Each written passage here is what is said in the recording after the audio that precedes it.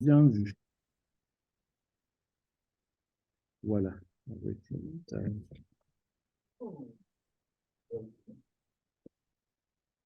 Bien, bah, écoutez, on va commencer. Nous sommes heureux de recevoir Tariq qui va nous parler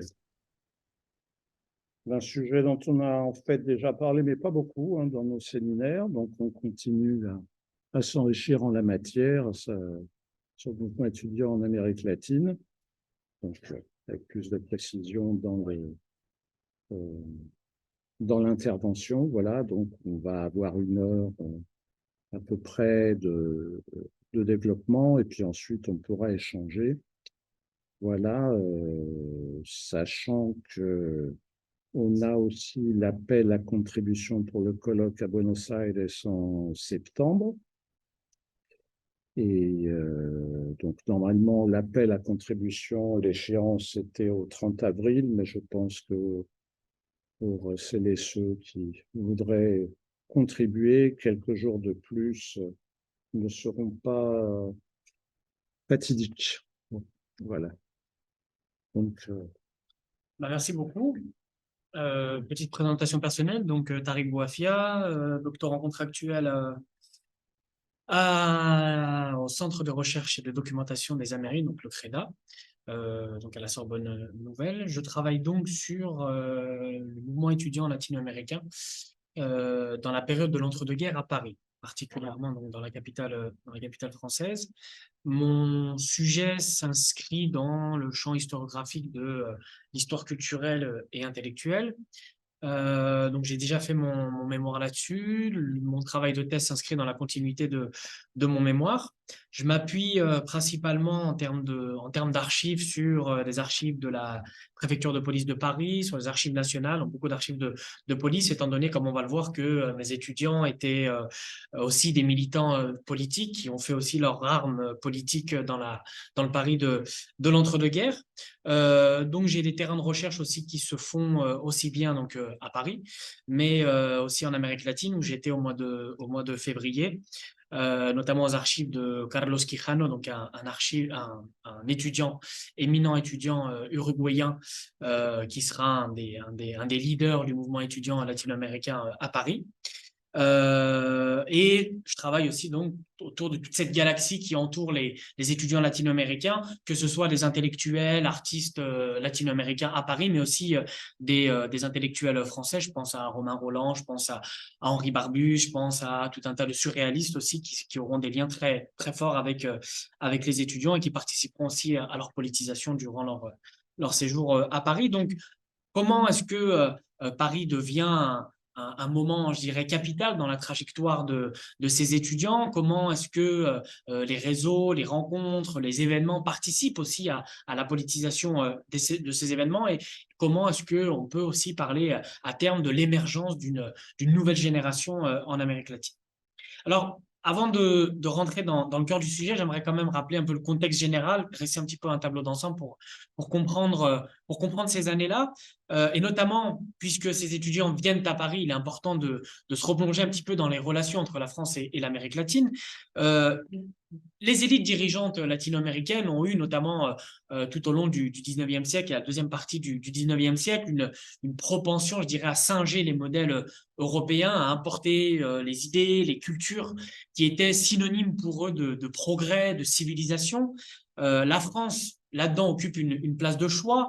Son art, sa littérature, son architecture sont érigés en modèle. Je pense aussi aux idées comme le positivisme et Auguste Comte qui vont avoir un impact très important sur les classes dirigeantes latino-américaines. Je pense évidemment au Mexique de Porfirio Díaz, mais aussi évidemment au Brésil où l'on voit encore aujourd'hui sur le drapeau brésilien la devise du positivisme ordre et progrès.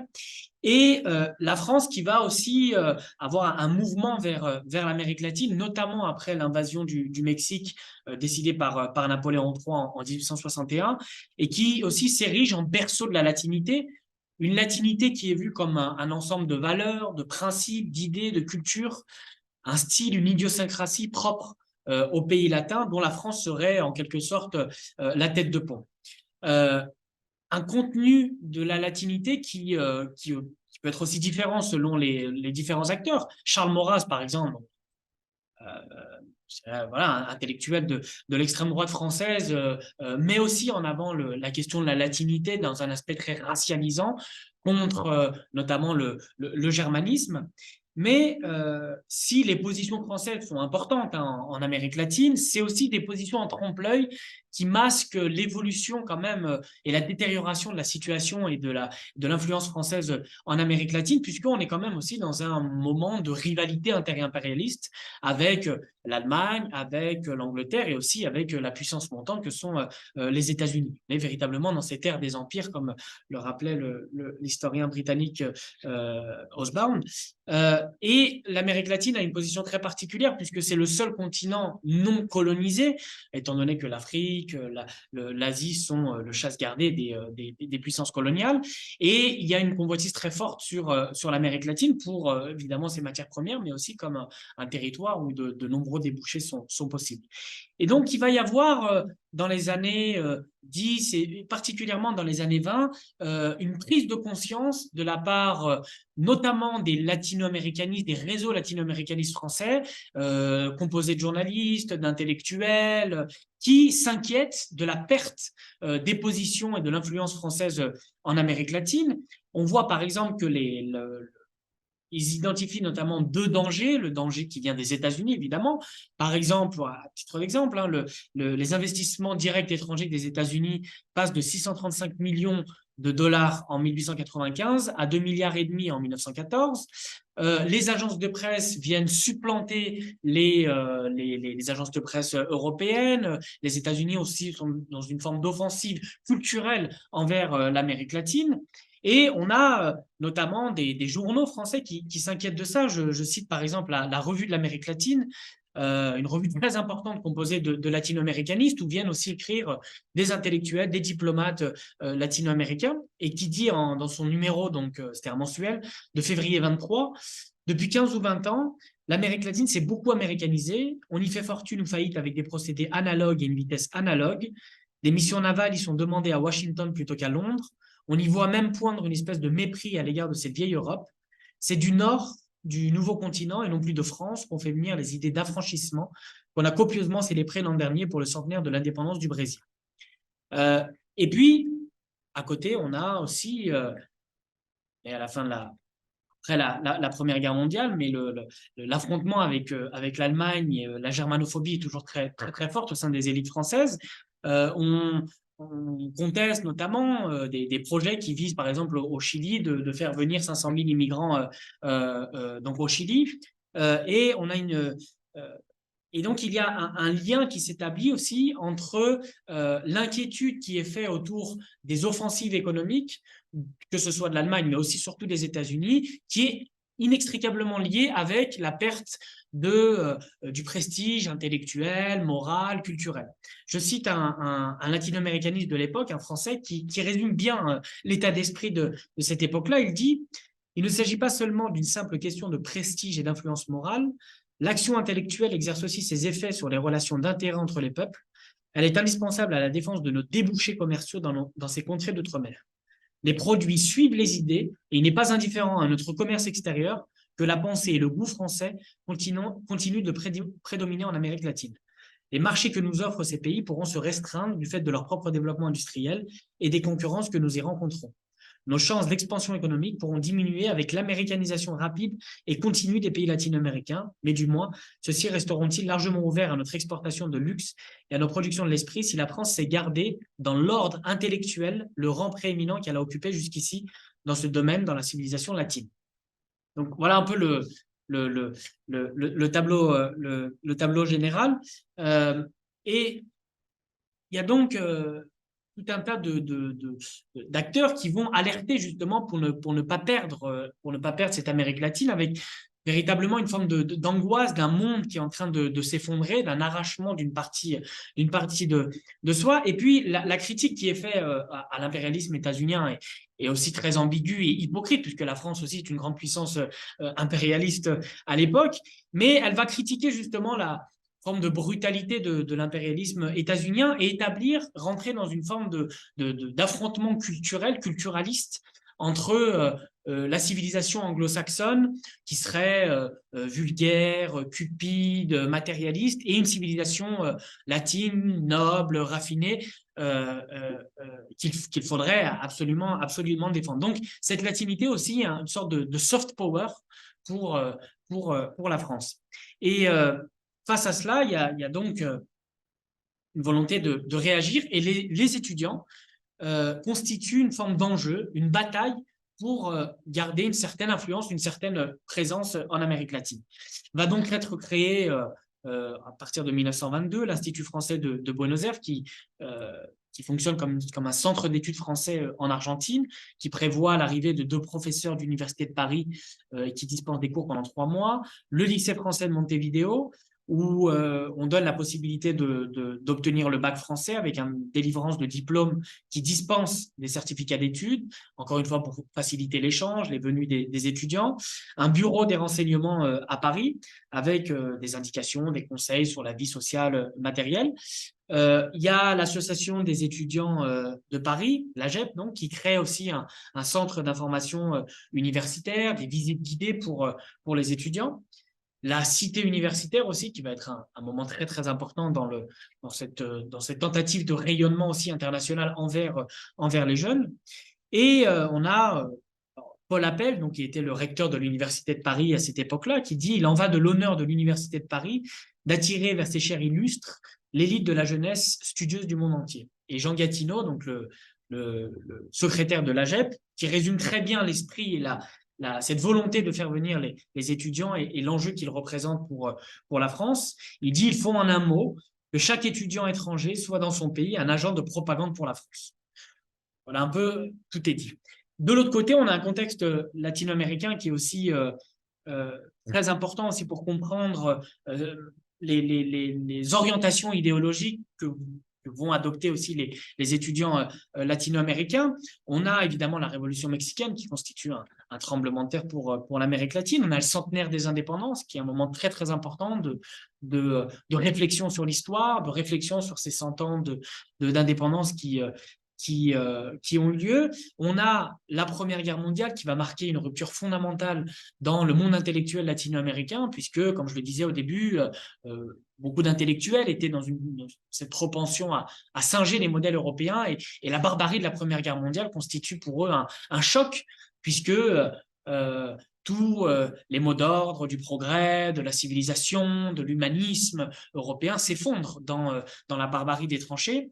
On a l'impérialisme états-unien avec des offensives répétées, notamment depuis l'intervention à Cuba en 1898, et qui inquiète profondément les peuples latino-américains.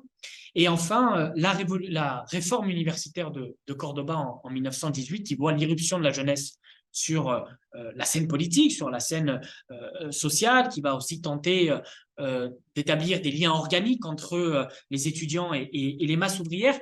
Et tout cela dessine un tableau, une véritable crise existentielle que vit l'Amérique latine au sortir de la Première Guerre mondiale par tous ces événements, et qui met beaucoup d'espoir, mais aussi une volonté de régénération face à ce que beaucoup considèrent à l'époque comme une menace de disparition de l'Amérique latine pour toutes les raisons que j'ai exposées, et principalement l'impérialisme états-unien avec les interventions, on en reparlera, mais au Nicaragua, à Haïti, en République dominicaine, qui sont pour notamment la jeunesse latino-américaine une alerte qu'il s'agit aujourd'hui de combattre. Mais malgré tout cela, malgré une certaine perte de prestige de la France avec la Première Guerre mondiale, qui s'était, je le disais, beaucoup gargarisée de sa supériorité morale sur le reste du monde, malgré tout ça, comme le rappelle et le dit Miguel Ángel Asturias, donc le grand romancier donc guatémaltèque, qui obtiendra en 1974 1967 le prix Nobel de littérature, et qui sera un étudiant dans ce Paris de l'entre-deux-guerres. Il dit voilà, le séjour à Paris constitue encore un pèlerinage aux sources qui faisait partie du bagage culturel et sentimental de tout intellectuel et artiste latino-américain de l'époque. Pour revenir un peu à Paris, donc on arrive un petit peu à ce pari de l'entre-deux-guerres, on a quand même un changement très important puisque la vie à Paris devient quand même plus abordable, étant donné que la France aussi connaît une crise économique avec une dévaluation de sa monnaie qui permet une transformation, mais quand même une évolution sociologique des personnes qui peuvent faire le voyage à Paris, et le bateau à vapeur aussi qui a révolutionné les transports, etc., et qui donc permet non plus seulement aux diplomates et à la grande bourgeoisie, aux grandes oligarchies latino-américaines de voyager à Paris, mais aussi à une classe moyenne qui émerge à la fin la fin du 19e siècle, au début du 20e siècle en Amérique latine, et qui envoie aussi ses enfants en France pour étudier. L'historienne Paulette Patou qui explique, elle dit: pour les voyageurs venus du monde entier, la vie à Paris est moins chère que jamais et s'ouvre donc à une multitude d'artistes et d'écrivains relativement peu fortunés et qui n'auraient jamais pu rêver vivre tant de temps et si bien entre nous. La France est aussi perçue par beaucoup comme une démocratie libérale où la liberté d'association est assurée, notamment par la loi de 1901, à un moment où tout un tas de dictatures et de régimes autoritaires vont s'abattre sur l'Amérique latine. On pense beaucoup aux années 70, mais les années 30 sont aussi, fin des années 20, début des années 30, sont un moment aussi de durcissement autoritaire en Amérique latine. On a une véritable ébullition, une effervescence, c'est des années folles, hein, une effervescence artistique, culturelle, à Montparnasse notamment, mais aussi politique, avec des militants anti-impérialistes qui viennent du monde entier. Je renvoie à l'excellent ouvrage. Excusez-moi. Je... C'est bon? Oui. C'est bon. C'est bon. Ouais. Oui, je crois que... Je renvoie donc à l'ouvrage de Michael Goebbels, donc Paris, capitale du tiers-monde, où il revient beaucoup là-dessus. Et c'est aussi un carrefour de la formation internationale où circulent de très nombreuses revues du monde entier. Marie-Louise Pratt, qui est donc une historienne, parle de Paris comme une zone de contact qu'elle définit comme un espace au sein duquel les populations séparées sur les plans géographiques et historiques entrent en contact les uns avec les autres, notamment dans le quartier latin qui regorge d'hôtels, de bars, de restaurants où se réunissent les militants, les étudiants dans des nuits, dans des discussions, des dîners, etc. Et là, on en arrive à la création donc, de l'association sur laquelle j'ai beaucoup travaillé, sur laquelle je continue à travailler, même si ma recherche aussi s'étend à d'autres associations étudiantes qui vont naître aussi dans ce Paris de l'entre-deux-guerres. C'est l'Association générale des étudiants latino-américains de Paris, qui naît dans un contexte aussi particulier où il y a beaucoup de difficultés, puisque ces étudiants-là, malgré les structures, malgré les programmes universitaires qui sont mis en place, n'arrivent pas dans ce cadre-là, étant donné que ce sont des programmes universitaires qui sont assez récents. Ils arrivent donc au compte-gouttes. Ils ne se connaissent pas, ce qui est quelque chose aussi qui rend un peu plus difficile leur rencontre. Ils ne se connaissent pas, contrairement à beaucoup de jeunes qui viennent, eux, du Pérou, qui vont faire partie donc, de l'APRA, donc l'Alliance populaire révolutionnaire américaine, qui est fondée par Víctor Raúl Acha de la Torre, et qui, eux, avaient eu un réseau de sociabilité au sein de l'université González Prada, donc au Pérou, dans les années 20, et qui se retrouveront ensuite dans l'exil à Paris et dans d'autres lieux, à Buenos Aires notamment. Mais ces étudiants qui vont se retrouver au sein de l'Association générale des étudiants latino-américains ne se connaissent pas. Et on a un étudiant cubain, Armando Maribona, qui est un artiste, qui se lance et qui fait déjà un constat, c'est que bien les autres nationalités, les Canadiens, les Russes, les Danois, ont leur centre, ont leur gymnase, ont leur restaurant. Ils sont aidés par le personnel, notamment le personnel diplomatique, et les latino-américains, eux, n'ont strictement rien. Il est ensuite rejoint par Carlos Quijano, dont j'ai parlé dans mon introduction, Miguel Ángel Asturias, Rolando Martel, donc qui est un étudiant vénézuélien, et il se dirige notamment chez Henri de la Salle, qui est directeur de la maison des grands journaux ibéro-américains, et qui va mettre gratuitement à disposition ses locaux au 55 rue Quai de Tournelle, qui leur met à disposition un téléphone, une machine à écrire, qui va prendre en charge des impressions, quelque chose qui peut paraître un peu pas très important, mais qui sont au contraire extrêmement vitaux, je dirais, quand il s'agit voilà, de fonder une association et lorsqu'on n'a aucun contact. Donc, ce sont ces petites aides qui vont permettre à l'association de se créer. Elle se crée officiellement le 8 janvier 1926. Et parmi ces statuts, et ce qui va montrer aussi le caractère et la spécificité de cette association, son premier statut, qui est certes symbolique, mais qui dit beaucoup de l'aspiration de cette jeunesse latino-américaine, le premier statut prévoit l'abolition de la nationalité de chacun des membres au sein de l'ARELA, en se considérant tous comme étant latino-américains. Donc il y a vraiment cette conscience transnationale, continentaliste, latino-américaniste. Et c'est d'ailleurs un point fondamental, c'est que, je fais une petite parenthèse là-dessus, mais le fait que les étudiants latino-américains se retrouvent à Paris, c'est la première fois pour eux qu'ils se retrouvent entre latino-américains. Le fait qu'ils sortent de leur pays et qu'ils se retrouvent donc à Paris, ça permet aussi de faire naître une conscience transnationale, l'idée qu'ils font partie d'une même et unique grande patrie, l'Amérique latine. Donc c'est un sentiment qui va se développer, qui va se renforcer et qui va être un élément fondateur et un élément très prégnant au sein de cette association. Alors, le nombre des membres, un rapport de la préfecture de police de Paris de 1932 établit à 150 membres, ce qui est beaucoup, ce qui est même assez conséquent, même si c'est un chiffre qu'il faut prendre avec précaution du fait des peu de sources qu'on a explicitement sur l'association. Moi, j'ai pu, étant donné que l'association n'a pas de journal, pas d'organe officiel, même si j'ai pu trouver dans les archives à Montevideo une sorte de bulletin que l'association publie, mais j'ai dû justement en fait aller consulter les archives de la presse, consulter les archives personnelles de telle ou telle personne et rassembler un petit peu toutes les informations que j'avais pour pouvoir avoir une vision générale sur l'association. Deux choses importantes, l'absence des Brésiliens. Aucun Brésilien n'apparaît, en tout cas pour le moment, au sein de cette association, qui dit aussi sans doute la fracture qu'il y a en Amérique latine entre l'Amérique latine hispanophone et l'Amérique lusophone, et une absence remarquée des femmes. Les femmes n'apparaissent nulle part, que ce soit dans les récits, que ce soit dans les rapports, etc. Et l'objectif de l'association au début, alors c'est des objectifs somme toute assez banals pour une association, mais un soutien administratif, la création d'une bibliothèque, d'une assistance médicale. Mais disons que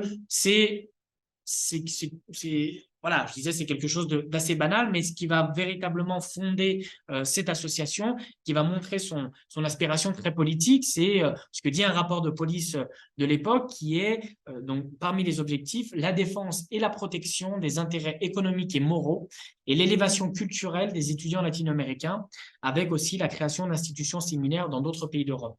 Ce que j'ai pu trouver aussi, c'est qu'il y a d'autres associations, soit du même nom, soit avec les mêmes aspirations qui vont se créer à Madrid et à Berlin dans les années 20, puisque Paris n'est pas la seule capitale qui reçoit des étudiants. Berlin en reçoit. Il y a à cette époque-là l'Institut ibéro-américain qui est créé. Madrid, évidemment, par les liens historiques qui unissent l'Amérique latine à l'Espagne. Donc, ce sera aussi une des perspectives de ce travail-là, de voir les liens qui ont pu s'établir entre ces différentes institutions. Carlos Quijano, donc, qui présente un peu plus l'association et qui affirme, je le cite, une institution ou groupe politique au sens large, puisqu'elle cherche à faire connaître ici la situation réelle de notre Amérique et veille principalement à la défense de l'intégrité territoriale et de la souveraineté politique des pays latino-américains. C'est pour cela que c'est une institution nettement anti-impérialiste, la première institution anti-impérialiste créée à Paris. Donc on voit bien l'aspect très politique de cette association et la question névralgique de l'anti-impérialisme qui véritablement constitue la colonne vertébrale de de cette jeunesse aussi latino-américaine des années 20. Alors, il va aussi avoir, et c'est un point qui me paraissait aussi très important, pourquoi il y a cette création de l'ARELA, c'est aussi parce qu'il y a des dissensions des dissensions non pas explicites, mais en tout cas, l'hypothèse que je fais, c'est que l'Association générale des étudiants de Paris, donc des étudiants français, je cite donc Jean Gatineau, son secrétaire, qui dit nous, étudiants, avons des intérêts apolitiques et religieux qui nous unissent. Pour que ces intérêts puissent naître, se développer, être cause d'union, il faut qu'ils reposent sur un terrain où nulle question politique ou religieuse puisse être soulevée. Ce terrain est le terrain national. Dans les frontières de nos pays, nous pouvons nous dresser au-dessus de ces problèmes parce que notre qualité de Français et d'étudiants, d'abord, nous le permet. Et il y a cette volonté aussi, au sein de l'AGEP,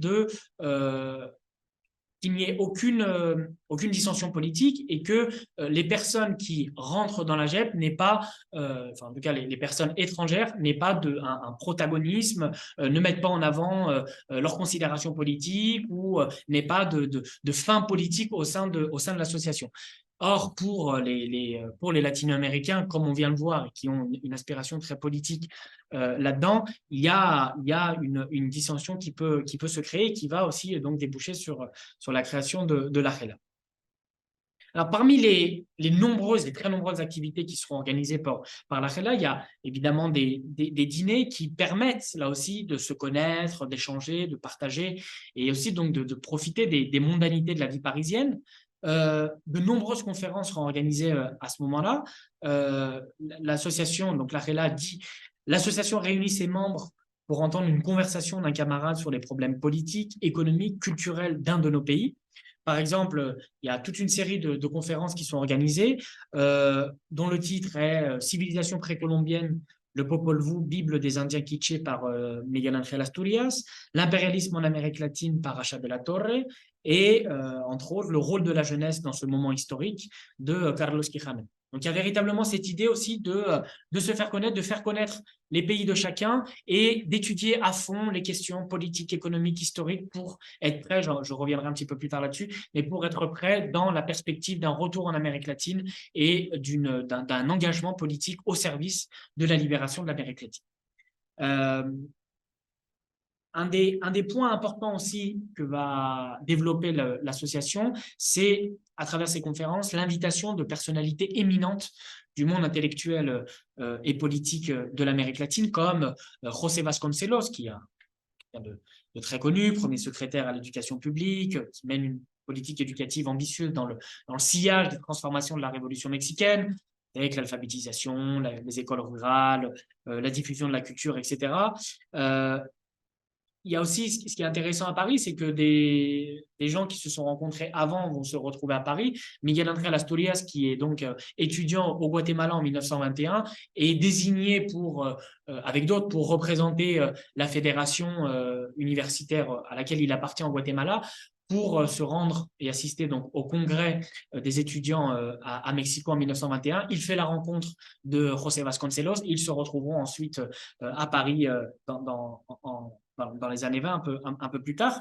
Il y a, je le disais, le point sans doute névralgique, c'est véritablement la lutte contre l'impérialisme états-unien. Miguel Goebbels, que je citais tout à l'heure, montre très bien que lui, il travaille sur les latino-américains, sur les asiatiques et africains qui sont dans le Paris de l'entre-deux-guerres, même s'il consacre plus d'importance aux Asiatiques et aux Africains, mais il dit très bien, bien que moins nombreux que les travailleurs, les étudiants exercèrent une influence extraordinaire sur le développement des mouvements anti-impérialistes. Chaque fois que les autorités françaises surveillaient les activités de ces mouvements, leurs enquêtes les conduisaient à des étudiants. C'est vrai, c'est ce que j'ai vraiment pu aussi constater au sein de la préfecture de police de Paris, c'est que les rapports mettaient vraiment en avant le rôle prééminent des étudiants qui sont véritablement des fers de lance de la lutte anti-impérialisme.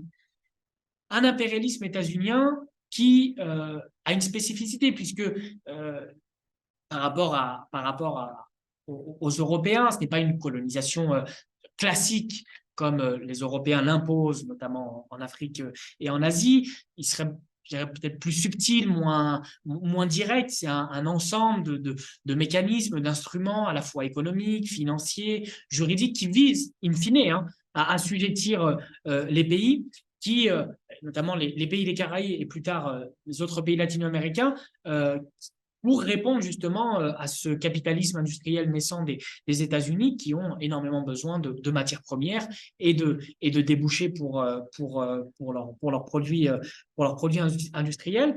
Cette domination états-unienne, elle se fait par l'entremise évidemment d'interventions, d'occupations directes. Haïti, j'en parlais, entre 1915 et 1934, le Nicaragua entre 1912 et 1933. Ça se fait aussi, et c'est un mécanisme très très important, à travers l'endettement, puisque l'endettement permet ensuite aux États-Unis d'assujettir des pays et donc de les contraindre, par exemple, au contrôle des douanes. C'est ce que les États-Unis vont faire, par exemple, à Haïti et au Nicaragua, et ce qui va leur donner un véritable pouvoir économique et financier sur ces pays-là. Alors, s'il y a plusieurs pays qui vont cristalliser un peu l'attention des étudiants latino-américains, notamment le Mexique en 1925. Il y a évidemment le Nicaragua qui représente à cette époque-là à la fois le symbole de cet acharnement impérialiste états-unien en Amérique centrale et dans le même temps, représente aussi cet espoir puisque une résistance héroïque est menée contre les troupes états-uniennes avec le grand combattant Augusto César Sandino. Le Nicaragua qui représente une importance stratégique pour les États-Unis en termes géopolitiques en Amérique centrale, notamment pour le canal du Nicaragua qui avait été pensé comme un lieu de passage entre l'Atlantique et le Pacifique. On a surtout un traité qui démontre bien l'aspect néocolonial et l'aspect un peu protectorat que représentent un peu ces pays d'Amérique centrale. Il y a un traité très important, c'est le traité Bryan Chamorro, entre donc les États-Unis et le Nicaragua, qui prévoit notamment l'article 1, que le gouvernement du Nicaragua cède à perpétuité au gouvernement des États-Unis, libre à vie de tout impôt et autres charges publiques, les droits de propriété exclusive nécessaires et utiles à la construction, au fonctionnement et à la conservation d'un canal interocéanique par la voie du fleuve San Juan ou du Grand Lac du Nicaragua. Donc ça dit beaucoup quand même de la toute-puissance des États-Unis sur le Nicaragua et sur l'Amérique centrale en général. Je pense au Guatemala, notamment avec la United Fruit, au Honduras, etc. Et face à cela, donc, les interventions répétées des États-Unis, dont celle de 1927, qui va précipiter l'organisation à Paris de très nombreux meetings, notamment organisés par l'Association populaire révolutionnaire américaine avec l'Association générale des étudiants latino-américains, qui réunit, selon les rapports de l'époque, 250 personnes, donc ce qui est quand même assez conséquent. On a notamment un message de Romain Rolland, puisque je le disais au début, les intellectuels français, il y a Romain Rolland, il y a Henri Barbusse, les intellectuels français vont aussi beaucoup s'engager dans la lutte anti-impérialiste. Je pense évidemment au cas du RIF, qu'on connaît beaucoup, mais aussi beaucoup pour l'Amérique latine. Donc Romain Rolland, donc, qui envoie un message que je cite, il dit « Je m'associe de tout cœur à votre meeting de protestation contre l'invasion du Nicaragua, qui fait partie du plan préparé depuis longtemps par l'impérialisme mercantile yankee pour mettre la main sur l'ensemble du continent américain. Ce plan ne se réalisera pas parce qu'il existe aujourd'hui une conscience dans l'humanité. Cette conscience s'est formée peu à peu dans tous les pays de la Terre, elle fait sentir au peuple sa solidarité, et quand l'un d'eux est frappé, c'est le corps tout entier de l'humanité qui tremble. Le crime politique dont est victime le Nicaragua n'est pas le seul qui ait préparé l'impérialisme actuel. Il en existe d'autres analogues en Chine, en Syrie, au Maroc, dans tous les points faibles du monde. Mais le Nicaragua est celui qui est le plus urgent de dénoncer.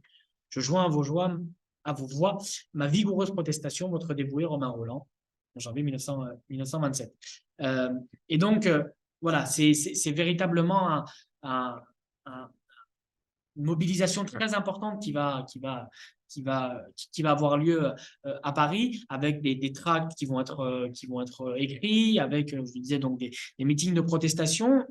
Vraiment un répertoire d'actions très différent selon les possibilités aussi de chacun, de chacune des associations. Parmi aussi les événements de 1927, il y a l'accueil à Paris donc de Chamorro, donc dirigeant politique conservateur qui est considéré comme un véritable traître par les latino-américains, justement parce qu'il a pactisé avec l'impérialisme états-unien. Et il se trouve que Chamorro vient à Paris. Et on a Miguel Ángel Asturias qui donc écrit des articles pour de nombreux journaux. D'ailleurs, je n'en ai pas parlé, je ne vais pas évidemment parler de tout, on en reparlera peut-être dans la discussion, mais de très nombreux étudiants travaillent aussi comme journalistes pour de très nombreux journaux latino-américains, pour des revues. Donc, il y a aussi une production journalistique extrêmement importante qui participe aussi, qui les aide évidemment financièrement, mais qui participe aussi à leur politisation et à faire connaître en Amérique latine ce qui se passe aussi, quelles sont les réactions, quelles sont les mobilisations à Paris, dans d'autres villes européennes.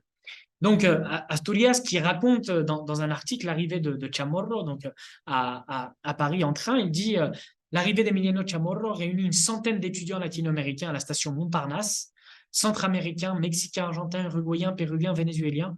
La jeunesse de l'Amérique latine attendait le traître à la porte de la gare, sans inquiétude, ferme dans la volonté de le punir à son arrivée à Paris. Il était 7 heures du soir. Parmi un groupe de passagers arrivait Don Emiliano, un peu malin. Peut-être avait-il des nouvelles que nous l'attendions pour le saluer, entre guillemets. En apparaissant à la porte, au cri de « le traître », lui tombèrent dessus une grande quantité de tomates et d'œufs pourris. L'homme est lâche, il fuit sans lever la main, pâle et, comme on dit grossièrement, la queue entre les jambes. La pluie d'œufs et de tomates le suivit jusque dans la voiture, dans laquelle, en se réfugiant, il cacha la tête. Traître, traître, traître. L'Amérique tout entière verra avec sympathie cet acte de justice. Malgré la distance, la jeunesse suit avidement les événements des 20 pays dans la mesure de ses forces. Elle collabore avec les jeunesses qui s'emploient à donner au continent un sentiment de solidarité, capable d'affronter les ennemis communs, le traître à l'intérieur et le conquérant à l'extérieur. L'arrivée du traître Chamorro est un chapitre dans l'histoire du Paris étudiant. Et lorsqu'il dit, c'est très important, d'affronter les ennemis communs, le traître à l'intérieur et le conquérant à l'extérieur, c'est cette idée aussi que l'impérialisme états-unien conquérant à l'extérieur est possible et seulement possible par la collaboration des élites dirigeantes qui ne résistent pas et qui se couchent devant l'impérialisme états-unien. Et il va y donc avoir parallèlement donc aux luttes contre l'impérialisme, aussi une lutte contre les dictatures. Je le disais, un nombre important de dictatures s'abattent, ou de régimes autoritaires aussi s'abattent sur l'Amérique latine. Je pense alors évidemment au président Leguía au Pérou, au président Gómez au Venezuela, à Machado à Cuba. Et les étudiants dans tous ces pays-là apparaissent comme des cibles privilégiées de la répression d'État. Et comme je le disais là, la lutte contre les dictatures rejoint la lutte contre l'impérialisme, puisque voilà, ils sont considérés un peu comme des fondés de pouvoir du capitalisme et de l'impérialisme états-unien.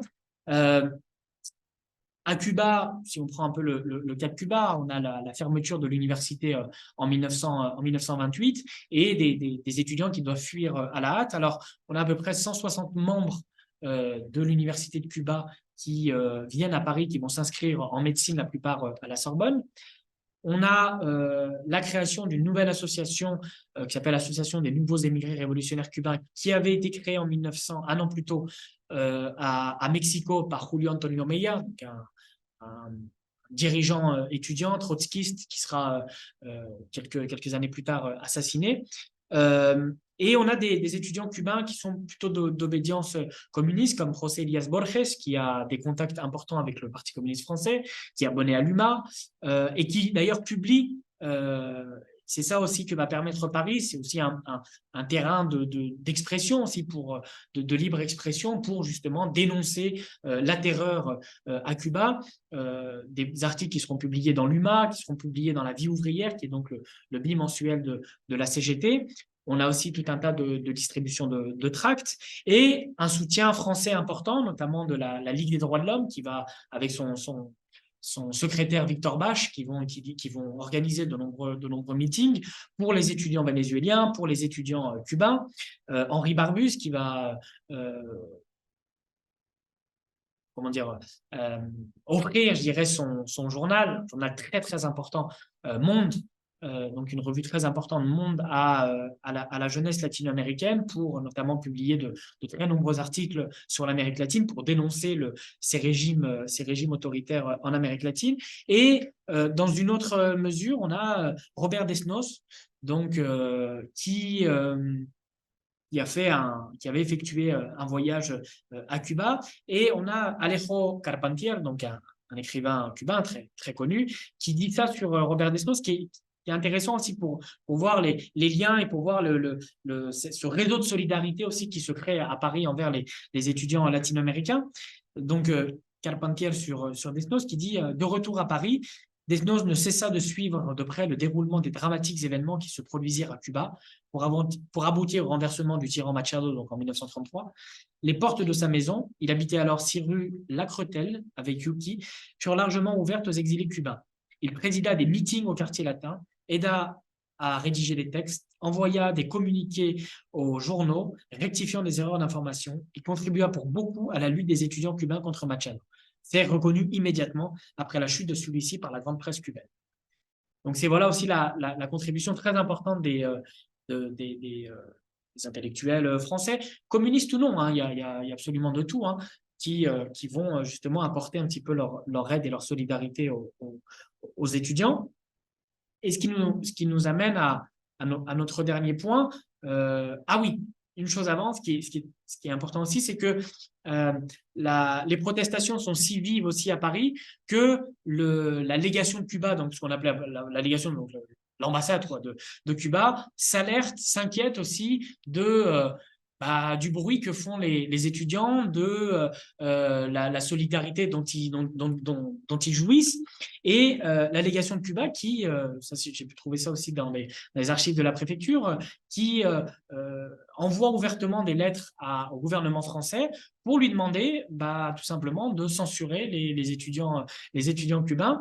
Je lis notamment à l'ambassadeur, il dit « Je prie votre Excellence », donc il s'adresse au ministère des Affaires étrangères français, de bien vouloir faire prendre par ses services telle mesure qui serait possible dans ce cas afin de faire cesser cette campagne contre mon gouvernement et la personne du président de la République de Cuba.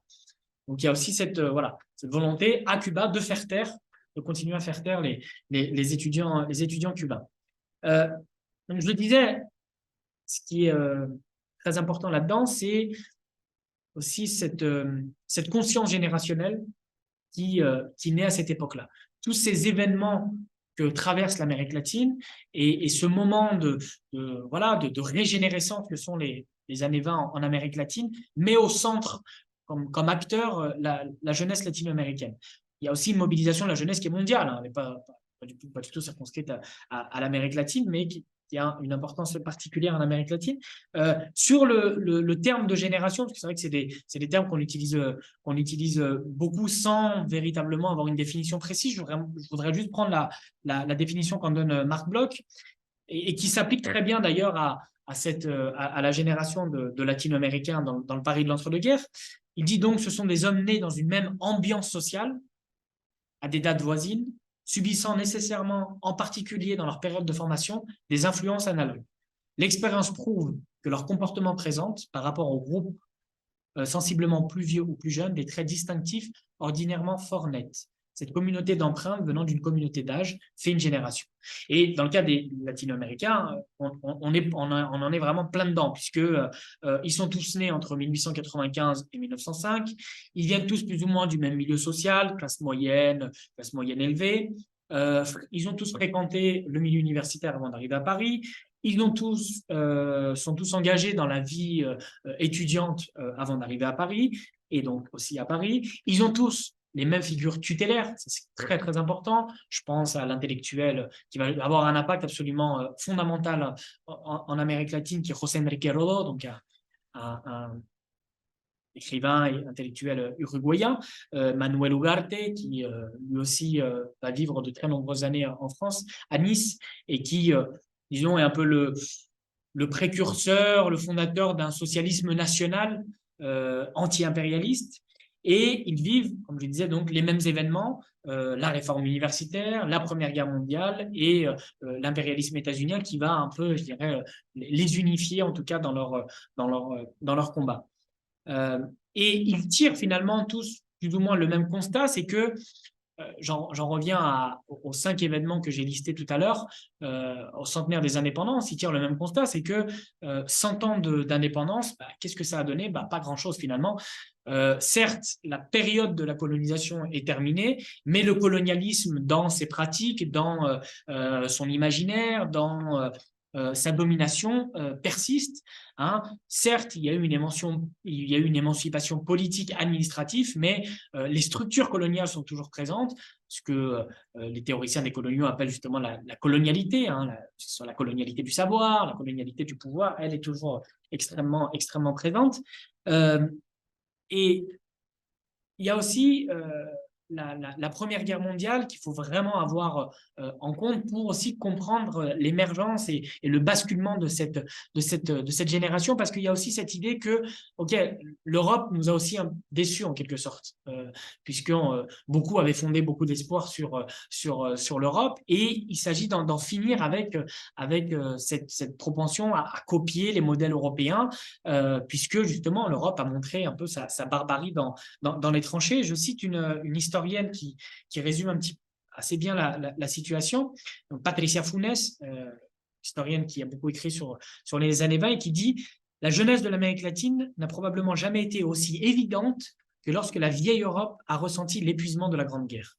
L'anti-européanisme était une identification générationnelle forte parmi les penseurs, essayistes, intellectuels et artistes latino-américains. » Et un homme politique important et qui va avoir aussi une influence importante sur la jeunesse latino-américaine, Alfredo Palacios, qui est le premier député socialiste d'Amérique latine, justement résume bien cela. Il dit « Notre Amérique a jusqu'à aujourd'hui vécu de l'Europe en la prenant pour guide, sa culture l'a nourrie et orientée, mais la dernière guerre a rendu évident ce qu'il se devinait, que dans le cœur de cette culture vivaient les germes de sa propre dissolution. Sa science était au service des minorités dominantes et alimentait la lutte de l'homme contre l'homme. Science sans esprit, sans âme, aveugle et fatale comme les lois naturelles, instrument inconscient de la force, qui n'écoute les plaintes du faible et de l'humble, qui donne plus à ceux qui possèdent et resserre les chaînes du nécessiteux, qui instille dans l'espèce les instincts primaires contre les buts les plus élevés de l'humanité. Ainsi nous apparaît aujourd'hui la culture européenne, qui menace de déclencher une guerre interminable, capable d'ensevelir dans le chaos toute la civilisation occidentale. » Et donc, face à cela, il y a cette urgence du rôle de cette nouvelle génération dont représentent les étudiants de la RELA, une génération qui se perçoit véritablement comme une puissance rédemptrice, comme celle qui va apporter le renouveau, celle qui va régénérer l'Amérique latine, avec cette volonté de s'inscrire aussi d'accomplir, je dirais, cette mission historique qui est d'achever la geste libératrice des grands libérateurs, Bolivar, San Martin, etc., que eux considèrent comme ayant été trahis par les élites latino-américaines. Donc cette jeunesse-là vient pour un petit peu achever le travail et véritablement apporter la libération à l'Amérique latine, qui n'a pas été, malheureusement, en tout cas comme ils le considèrent, conquis par 100 ans d'indépendance. Ça rappelle un petit peu aussi cette phrase de Frantz Fanon qui disait chaque génération doit, dans une relative opacité, découvrir sa mission, la remplir ou la trahir. Mais, et je terminerai là-dessus, il n'y a pas chez eux une forme de jeunisme dépolitisant. Il ne s'agit pas d'être jeune pour libérer l'Amérique latine ou pour ouvrir un nouveau chapitre dans l'histoire latino-américaine. Il s'agit véritablement de cesser avec ce que Manuel Ugarte, et j'aime beaucoup cette expression, appelait une atmosphère d'imitation, donc cette volonté toujours à copier des modèles qui finalement n'ont parfois strictement aucune prise, aucun rapport avec la réalité culturelle, politique, historique des peuples latino-américains. Et si cette atmosphère d'imitation s'applique à cette volonté d'importer, par exemple, j'en parle au début, le positivisme, etc., ça s'applique aussi aux marxistes. C'est-à-dire qu'il y a aussi beaucoup de marxistes latino-américains qui je dirais, adoptait les schémas et la vision étapiste, linéaire, d'une sorte de marxisme orthodoxe, alors que les réalités latino-américaines étaient complètement différentes. Et parmi ceux qui, justement, s'élèvent contre cette propension-là, on a notamment José Carlos María Teguiquia, immense intellectuel, journaliste, et qui est considéré comme le fondateur du socialisme latino-américain, qui va plaider justement pour un marxisme authentique, pour un marxisme indo-américain qu'il considère comme une création héroïque, qui ne soit ni la calque ni la copie des modèles européens ou du marxisme européen. Donc voilà, c'est vraiment cette idée-là aussi qui marque aussi cette génération. C'est non seulement, oui, certes, une jeunesse qui apparaît et qui vient pour un peu dégager une gérontocratie qui est au pouvoir depuis bien trop longtemps, mais aussi donc avec des nouvelles idées, de nouvelles aspirations, une nouvelle vision du monde et voilà, une volonté d'une seconde indépendance pour l'Amérique latine. Voilà. Merci beaucoup. Écoute, merci à toi. Merci à toi. C'est absolument passionnant. D'ailleurs, c'est ce que Jean-Philippe et Johanna, qui doivent nous quitter, disent, écrivent. Oui, désolé. Désolé, on doit vous laisser, mais je suis contente quand même qu'on a pu y assister jusque pas au bout, mais jusque là. C'était vraiment super passionnant, c'était très intéressant. Surtout moi que je faisais la partie de l'UNFID, la partie relation avec les associations latino-américaines. C'était vraiment très passionnant. C'est plutôt la suite parce que c'est à partir des années 80, mais ça m'a donné des explications parfois. Enfin, c'est passionnant. Il faut absolument qu'on continue à échanger et même venir à la cité pour voir un tout petit peu qu'est-ce qu'on a. Enfin, voilà. Et échanger et faire des choses ensemble, ça serait chouette. Je suis désolée, on va devoir vous quitter. Merci en tout cas. Ok, merci. Moi, j'ai une idée aussi, c'est de revenir un peu après, mais je vais peut-être laisser la parole à Julie avant, mais juste une idée par rapport à ce que je vois par ailleurs. Ça serait pas mal d'organiser un séminaire, une demi-journée ou une journée d'études sur justement les mouvements étudiants, enfin, dans les décolonisations diverses, avec leurs ressemblances, leurs différences. Je pense à Amérique latine, Afrique, Asie, et je pense à tout ce qui est l'Empire russe. Parce que je vois, j'y travaille pas mal là, je vois aussi beaucoup de similitudes. Voilà. Mais j'ai pas mal de choses à dire ou à poser comme question. Peut-être Julie, d'abord. Oui, alors, ça va être bref. Déjà, merci beaucoup, Tariq, pour ta présentation. C'était vraiment extrêmement intéressant et très, très riche. Merci. Et voilà, vraiment, c'est un très beau début, milieu de travail de thèse. C'est vraiment impressionnant.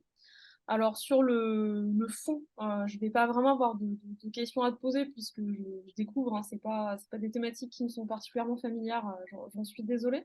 Moi, j'aurais quelques curiosités en fait sur ta méthodologie, puisque voilà, tu as parlé en introduction notamment de la place des archives de police. Est-ce qu'elles sont vraiment voilà, importantes, complètes, et comment en fait à partir de voilà, comment tu articules en fait tes différentes sources? Est-ce que voilà, est-ce qu'il y a beaucoup de sources secondaires essentiellement? Est-ce qu'il y a aussi des écrits de ces étudiants sur lesquels tu peux t'appuyer pour recouper? Enfin voilà, comment tu articules un petit peu ça?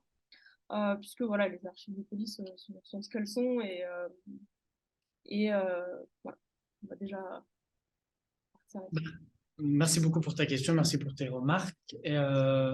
Écoute, les archives de police font partie des archives que j'utilise. Mais c'est évidemment pas les seuls. Je me suis pas basé exclusivement là-dessus. En fait, comme je le disais, j'ai pas de... Malheureusement, l'association n'avait pas, en tout cas, je n'ai pas encore trouvé un organe spécifique de l'association qui me permettrait d'avoir toutes les informations sur le nombre de personnes, sur ce qu'ils ont organisé, etc. Donc, en fait, j'ai dû aller chercher tout autour. Et donc, les archives de police de Paris sont quand même assez bien puisque c'est souvent très bien détaillé. Et tu te rends compte, en fait, à quel point flics étaient très très au courant de ce qui passait, de ce qui se passait notamment à l'époque. Ils étaient tout le temps là, ils savent le nombre de personnes, ils savent qui était là, quand est-ce que cette personne est arrivée, etc. Donc il y avait un renseignement très important, mais je l'ai évidemment complété, largement complété avec les archives de presse. Donc je parlais beaucoup des revues latino-américanistes qu'il y avait de l'époque, ou des revues anti-impérialistes, qui aussi relatent ces manifestations, les meetings qu'il peut y avoir. Je me suis aussi plongé dans les écrits de ces étudiants-là, qui racontent aussi. Et donc, en croisant un petit peu toutes ces sources-là, j'ai pu établir ce que j'ai établi actuellement. Mais le fait, oui, qu'il n'ait pas un organe propre, c'est vrai que c'était un peu plus compliqué parce que j'ai dû aller un petit peu à droite, à gauche. Mais en mettant tout bout à bout, ça m'a aussi permis quand même d'avoir une vision générale et tout se recoupait et tout me permettait d'établir les faits que j'ai établis.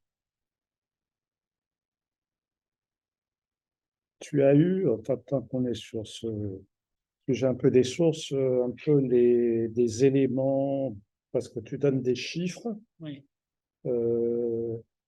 Membres de l'association qui viennent aux initiatives, peut-être que tu les as ou qu'on aura publié un tableau, parce que, entre parenthèses, il faudra publier dans les cahiers du germe ce que tu viens de faire. Là, même si la thèse viendra après, mais déjà là, c'est passionnant, ça apprendra plein de choses, ça donnera pas mal d'idées.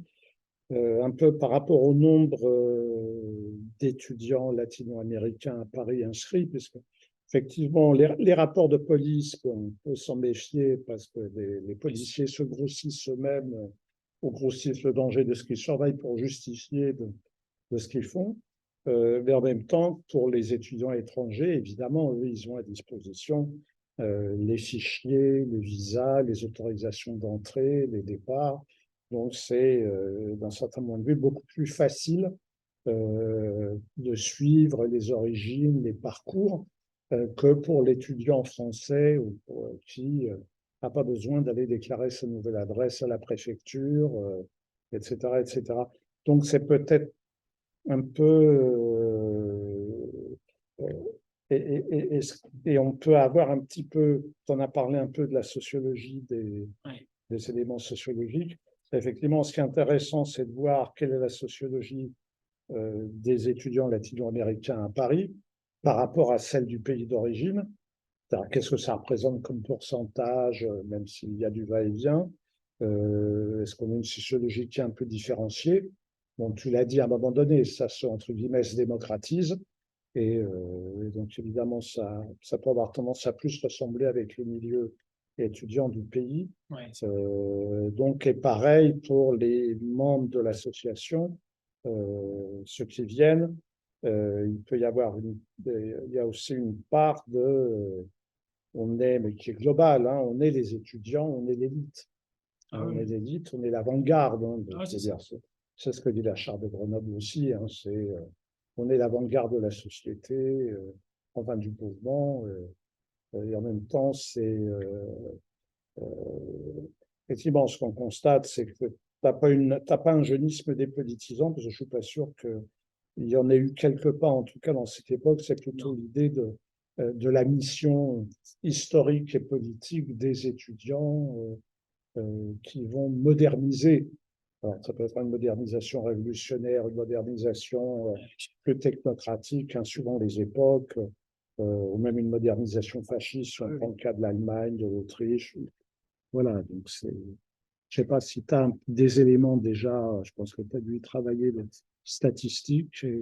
Statistiquement, j'ai quand même fait un tableau des étudiants. Donc, parmi la méthodologie que je pouvais aussi pouvez utiliser, mais j'attends d'avoir plus d'éléments, c'est une prosopographie.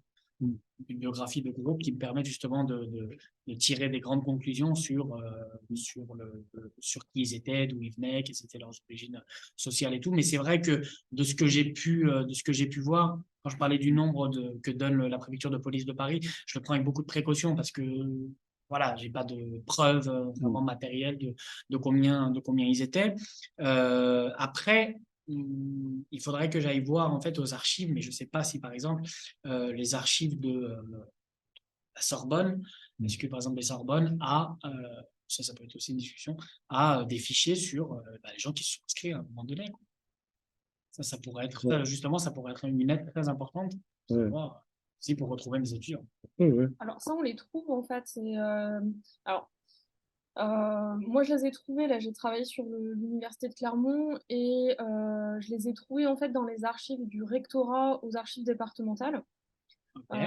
où effectivement il y a des envois de listing d'étudiants alors bon, peut-être que Clermont c'est particulier parce que c'était aussi une plus petite université hein, sur cette période-là, mais on trouve les listings. Moi, je les ai pas trouvés dans les archives de l'université, mais bien dans les archives aux archives départementales côté rectorat. D'accord. Oui, c'est ça. Il faudrait voir. Il y a les archives rectorales. Il y a aussi, là, on a rencontré pour la direction de la bibliothèque de la Sorbonne. Hein, donc, je sais qu'ils font un travail sur, enfin, les inscrits. Ils ont, enfin, c'est beaucoup les emprunteurs, donc c'est beaucoup les enseignants, évidemment. Mais je pense qu'ils ont, il doit y avoir de quoi faire et ça fait partie des collaborations qu'on va avoir avec eux, enfin avec elles, en l'occurrence. Voilà. Voilà. Donc c'est vrai que ça, c'est des pistes tout à fait. Alors, un peu sur les autres marques, c'est une question. Alors moi, ce qui m'intéresse, parce que c'est très intéressant quand on compare, par exemple, avec ce qui se passe avec les étudiants d'Afrique du Nord. En fait, là, on a en Amérique latine, donc c'est la dimension continentale. Alors que, par exemple, le Maghreb, c'est la tentative, la perspective d'union bon, de l'AEMAN, hein, donc l'Afrique du Nord, le Maghreb. Hein, effectivement, on a Maroc, Tunisie, Algérie, avec même des difficultés, plus que des difficultés de collaboration, des concurrences qui vont se manifester ensuite d'ailleurs au moment de l'indépendance de ces pays par les guerres Maroc-Algérie, bon, les problèmes côté tunisien, même si on avait moins. Donc ça, c'est intéressant de voir ce rapport continental.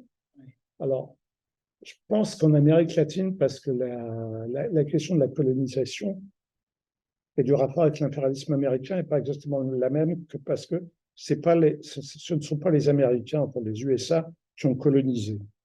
Bon, moi qui suis né d'une scolarité primaire en Amérique latine, c'est vrai que la très grande fierté, c'est on a conquis l'indépendance contre les Espagnols.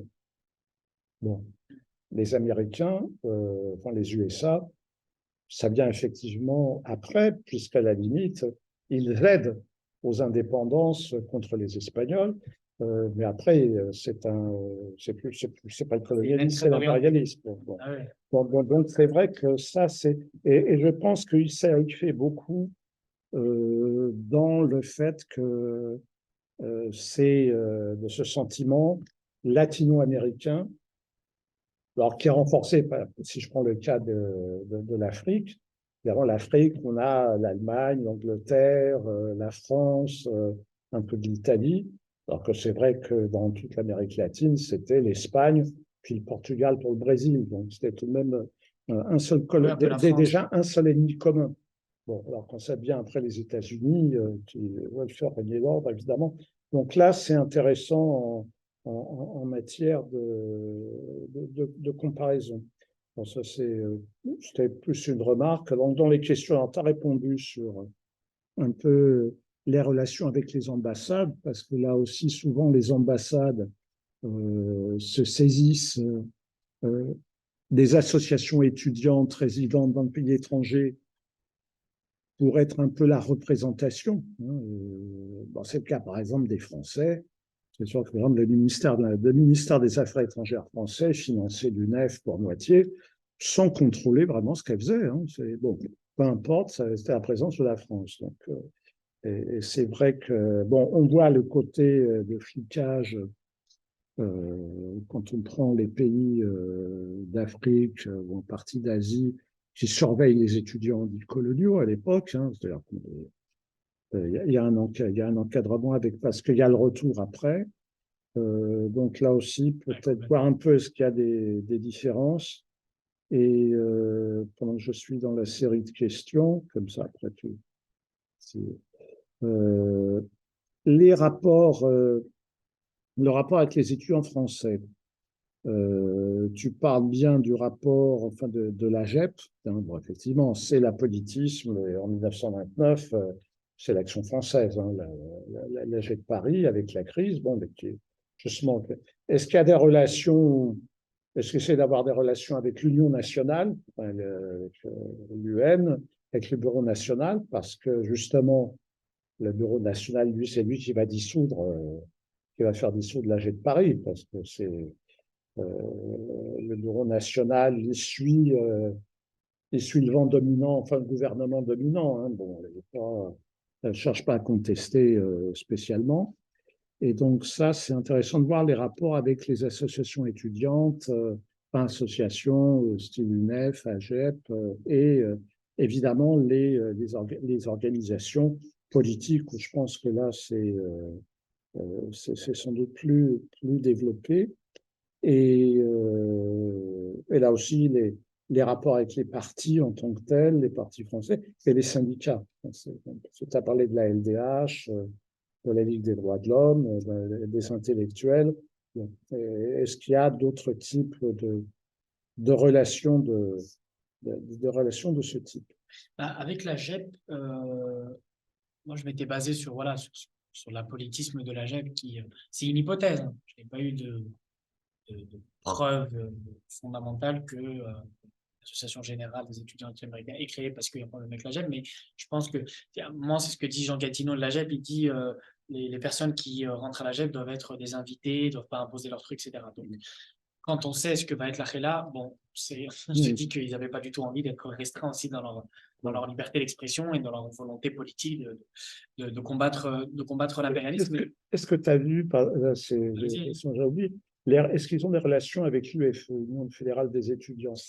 Non, ça, je n'ai pas encore vu, mais justement, en fait, une des recherches de la thèse aussi, c'est justement de voir le lien avec les...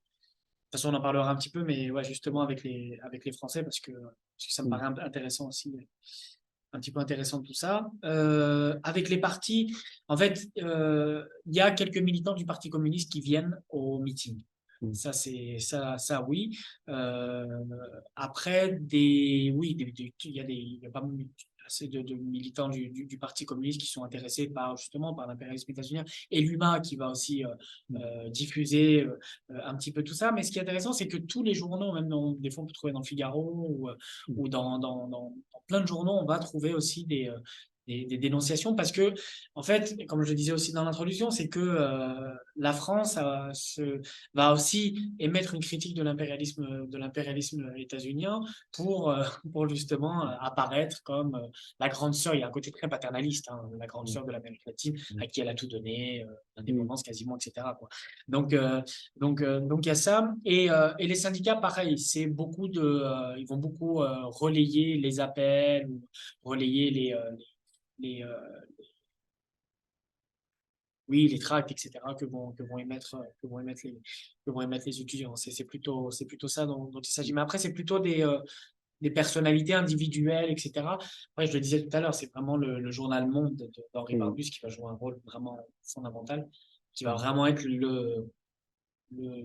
l'organe anti-impérialiste de l'époque. Non, ça serait pas mal de voir aussi dans la presse étudiante. Ouais. Parce que la presse française, bien sûr, la presse étudiante, parce que Ça, c'est un axe de recherche, justement. Oui, oui, ça peut être 4 lignes, l'annonce d'un bal, d'une réunion. Oui, c'est Mais ça, c'est ça. bon, Bah, en fait, moi, typiquement aussi, le fait que je n'avais pas aussi tant d'informations que ça, vraiment, quand j'avais 4 lignes dans un truc, bah, ça me permettait aussi de oui, oui. savoir, ouais, tel jour, ils ont fait ça, bah, je vais quand même essayer de le confirmer à droite à gauche. Mais, mais c'était ça. Après, la perspective aussi que j'aurais, faut que je vois aussi avec mon directeur de thèse, c'est, j'ai pu voir qu'il y avait aussi donc une fédération universitaire hispano-américaine Mm. à Madrid et l'ARELA, donc le même nom, à Berlin. Donc, ça peut aussi me donner une perspective aussi pour voir quels étaient les liens, qu'est-ce qu'ils ont fait aussi à Madrid, à Berlin, est-ce que c'était les mêmes étudiants, dans une forme d'histoire un peu comparée. Je pense que ça peut aussi être quelque chose d'intéressant. Et juste pour finir sur ce que vous disiez sur entre l'Espagne et les États-Unis, et juste sur les intellectuels français ou militants français, c'est vrai que euh, l'Amérique latine est un peu délaissée et le fait que ça soit pas un terrain de chasse colonial comme peut être Mm. l'Afrique et l'Asie, etc., c'est pas un endroit. Mais après, il faut voir aussi que la grande différence entre les étudiants latino-américains et les étudiants africains, c'est aussi que les étudiants latino-américains sont blancs, sont quand même beaucoup mieux considérés et subissent quand même un traitement qui est largement différent Mm. que le traitement que subissent les Africains et Asiatiques, pour tout un tas de raisons, raciales, etc. Mais ça, c'est quand même un point hyper important. Mm. Julie, tu Juste, voulais dire quelque chose? ouais. Ouais. Juste, je rebondis sur ce que tu disais là, sur la présence de militants communistes aussi dans les réunions. Ouais. Euh, bon, alors, pareil, hein, c'est juste une micro-remarque, mais fais quand même assez attention si ces données-là, en fait, elles viennent pour le coup des archives de police.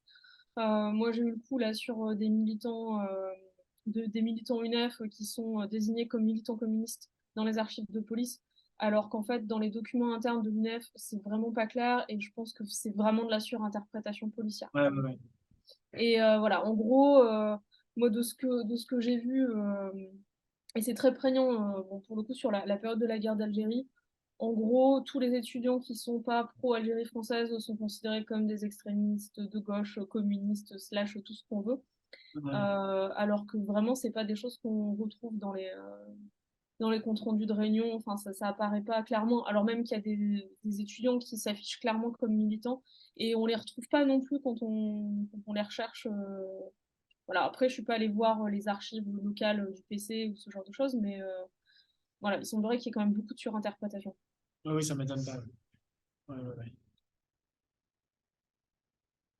Oui, c'est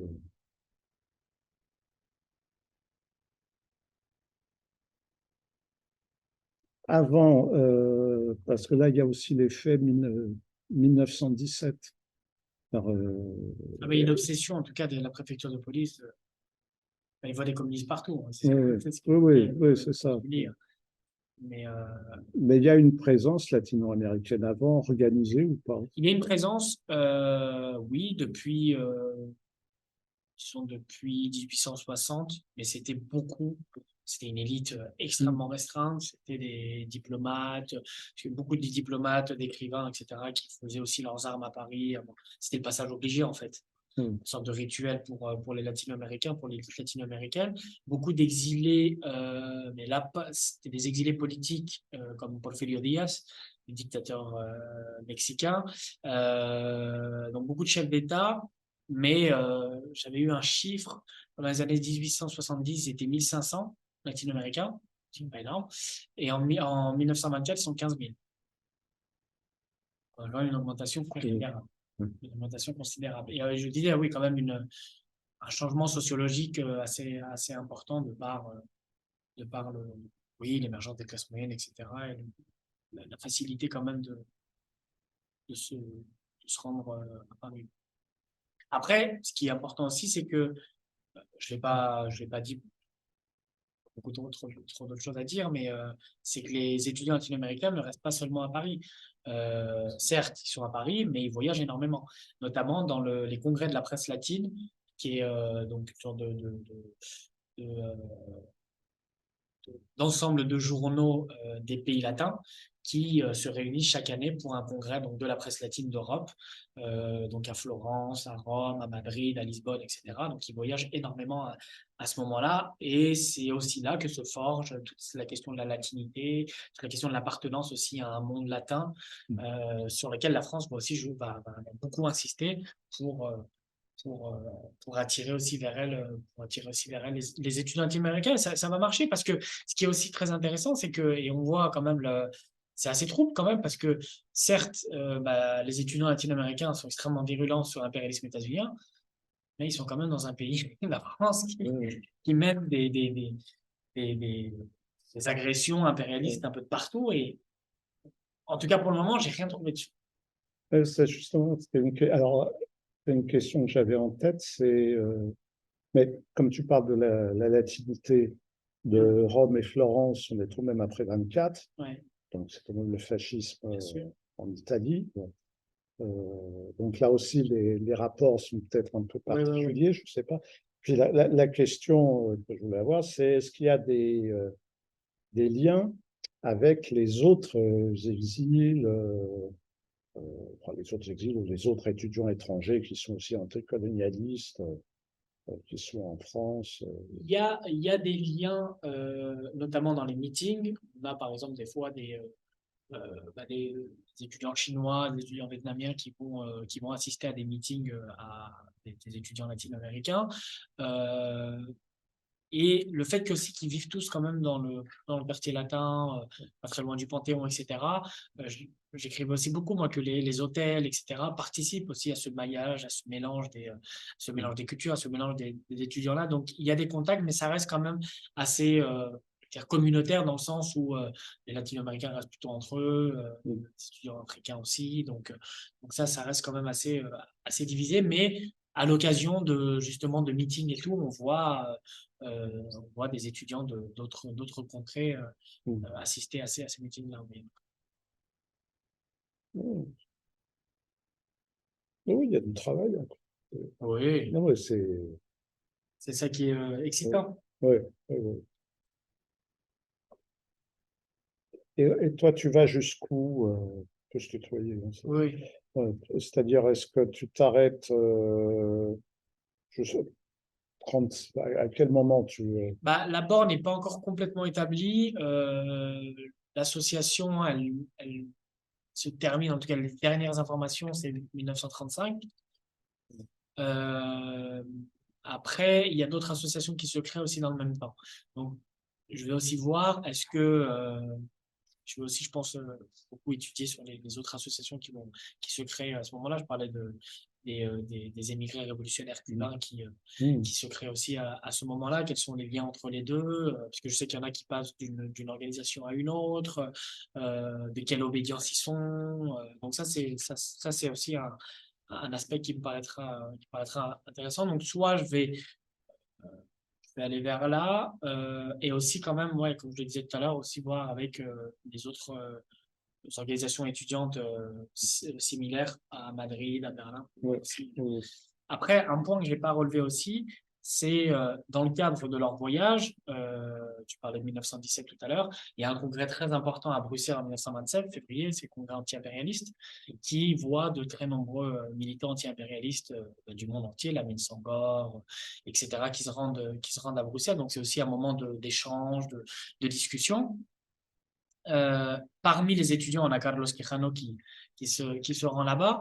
Et en fait, ces voyages et ces contacts, j'en ai pas parlé, mais c'est quand même un point fondamental. Ces voyages, ces contacts, les réseaux auxquels ils prennent part, participent à leur politisation. Et si l'anti-impérialisme fait l'unanimité et rassemble, je dirais, il y a aussi quand même des fractures idéologiques qui vont apparaître entre ceux qui sont partisans d'un socialisme latino-américain, d'autres qui sont plutôt dans une perspective de nationalisme révolutionnaire, et d'autres aussi qui sont attirés par l'extrême droite. Il y en a un, par exemple, qui est costaricien, qui va avoir des liens importants avec l'Action française, qui va citer Charles Maurras, Charles Lescot, etc. Donc, il y a aussi ces dissensions idéologiques qui apparaissent au sein de l'organisation étudiante, comme dans toute organisation étudiante, mais encore plus à ce moment-là parce que les ces affrontements idéologiques s'exacerbent Mm. au fil des années 20 et des années 30. Hein. Mais ça me paraissait aussi hyper important de mettre ça en exergue parce que voilà, l'impérialisme fait l'unanimité, mais sorti de là, Mhm. il y a des dissensions.